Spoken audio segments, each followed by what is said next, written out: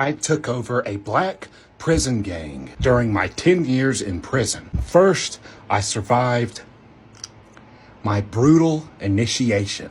I became a gangster disciple, a gang that started in Chicago, Chirac, is known for beefing with rappers such as Lil Durk and King Von. White guys were allowed to join back in the 70s when rival members ran into the shower to shank the founder of the Gangster Disciples, and this white cellmate ran in there after them and saved the founder's life. I quickly realized in prison, the number one rule is always remain useful.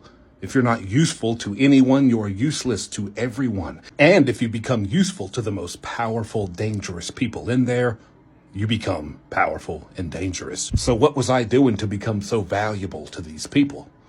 I can't tell you because it would be stupid for me to get on here and tell you what I was doing in prison. But let's just say by the end of it, I didn't even have to show up to these mandatory gang meetings. They would say, oh, let him go in his cell. He has stuff to do. It's so important. It benefits everybody. The violations when a member breaks a rule or a policy of the gang and they need to be physically punished, I didn't even have to participate in those because I couldn't be bothered. I was too valuable. Not to mention when I finally got free and came home, I had a very nice gift, probably as a thank you for everything I did for that game. Okay, so boom, I'm gonna have to call Cap, my guy.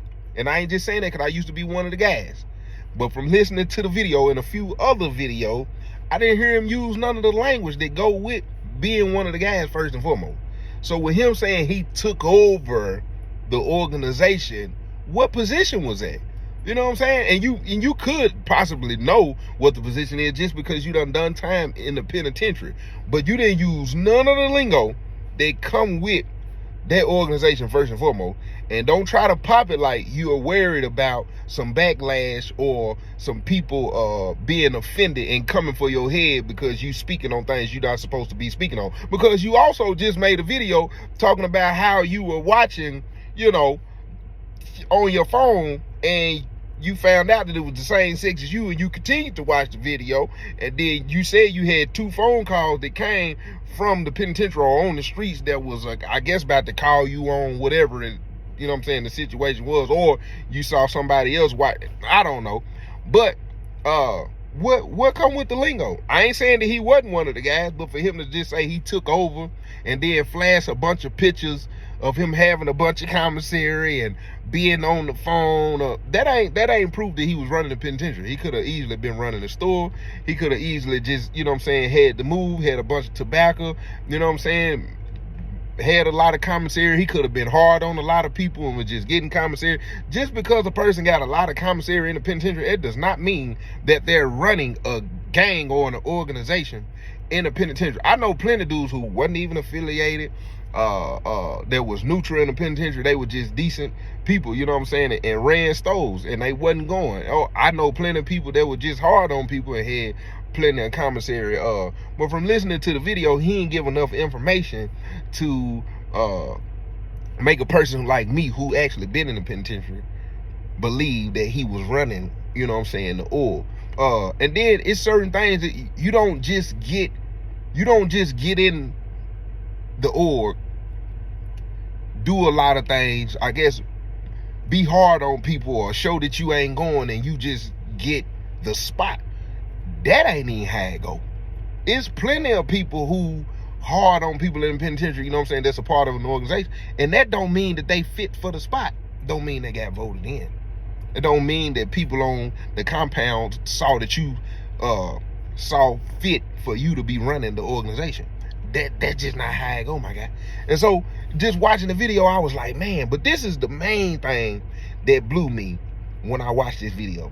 When I go through the comment section, I watched how many people, white people, said that they believed it. That was up. You got every right to believe that because deep down in your heart, you want to believe that the white man was over the black man. That's really what that is. And then another thing was, I didn't see the people of color go for this man's head the way y'all would have had I jumped on here and said what he said. Had a black man got on here and said the things that he said and not been true or been disrespectful to a gang or organization, lied on that gang or organization, it would have been so many black men ready to see another black man out, to approach him, put his life in danger. You'd have threatened his family, you'd have threatened his kids, you'd have threatened his life. Like, you would have said so many things about that black man. It wouldn't even made sense. It's like the George Zimmerman situation. For some reason, we are so hard on each other, but and I ain't condoning or saying we should just be hard on other race. What I'm saying is, but when it come to us, we so quick to try to knock each other out, be mad at each other, angry at each other, want to kill each other, all that right there, just for the simple things the dude just got online and said. And if you go watch the video on TikTok, you go, ain't no threats of violence or none of that in the comment section. I ain't saying it should be, but I'm just saying, let somebody black get online and do something like that. Everybody from the penitentiary would have came out, they did this and that, did this and that. Everybody from the street that you grew up with, that probably knew you was a beast, probably knew you was about that life. They would have been in the comments, it would have, listen, it would have started, man, listen. You can't do that.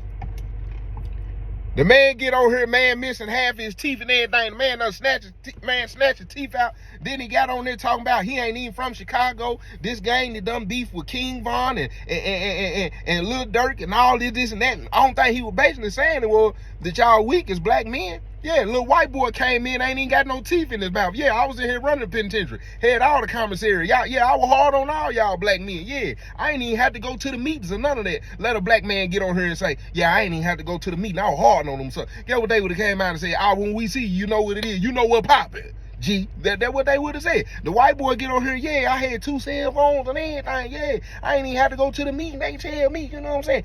He good, he got stuff to do. I ain't even had stuff to do. He just basically letting you know.